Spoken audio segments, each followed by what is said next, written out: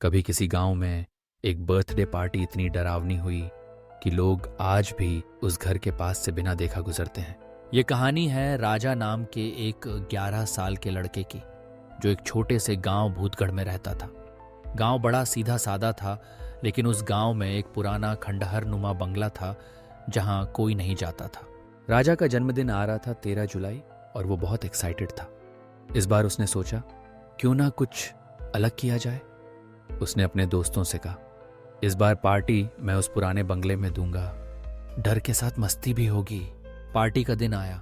राजा ने अपने 5 दोस्तों को बुलाया, मीना, बिट्टू, सोनू, राधा और गोलू। सबने पार्टी के लिए रंग बिरंगे कपड़े पहने थे। जब वो पुराने बंगले में पहुंचे, दरवाजा खुद ब खुद चक चक की आवाज करता खुल गया। मीना ने डरते हुए पूछा, राजा तूने यहां क्यों बुलाया? राजा हंसते हुए बोला, रिलैक्स यार, एडवेंचर होगा, यादगार पार्टी होगी। जैसे ही केक काटने का टाइम आया, सब बच्चे तालियां बजा रहे थे। राजा बोला, हैप्पी बर्थडे टू मी। और जैसे ही राजा ने केक काटा, छपाक, केक से एक डरावना कटे हुए सर जैसा कुछ बाहर निकला। सब चिल्ला उठे, ये क्या था? लेकिन फिर राजा बोला, अरे रिलैक्स, ये तो मेरा प्रैंक था, नकली था, डर गए क्या? सब हंसने लगे। माहौल फिर से हल्का हो गया। फिर शुरू हुआ पार्टी का सबसे मजेदार खेल, म्यूजिकल चेयर। साउंड सिस्टम चालू हुआ, डीजे भूतिया मिक्स बजने लगा। बच्चे कुर्सियों के चारों तरफ घूमने लगे, धिनचक धिनचक धिनचाक। लेकिन कुछ अजीब था। हर बार कोई बच्चा हारता तो कुर्सी अपने आप हिलती थी और वहां से अजीब सी ठंडी हवा निकलती थी। गोलू बोला, ये कुर्सी ने खुद मुझे गिराया, किसी ने धक्का नहीं दिया। फिर आया फाइनल राउंड। मीना, राजा और सोनू बचे थे। जैसे ही म्यूजिक रुका, मीना कुर्सी की तरफ दौड़ी, लेकिन कुर्सी खुद ब खुद हट गई। मीना जमीन पर गिरी।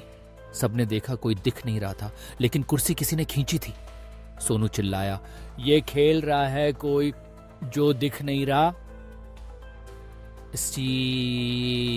और तभी राजा को एक जानी पहचानी आवाज सुनाई दी, मैं भी इनवाइटेड हूं, मुझे तो कुर्सी चाहिए ही चाहिए। डी कामासी मी हो गई थी। सबने पीछे पलटकर देखा, एक सफेद कपड़े में लिपटा लड़का, जिसके चेहरे पर केक लगा हुआ था और आंखों से खून बह रहा था। वो बोला, पिछले साल मेरी भी बर्थडे पार्टी यहीं हुई थी, पर किसी ने नहीं बुलाया। अब मैं हमेशा रहता हूं इस बंगले में। राजा की आंखें फटी रह गईं। तू कौन है?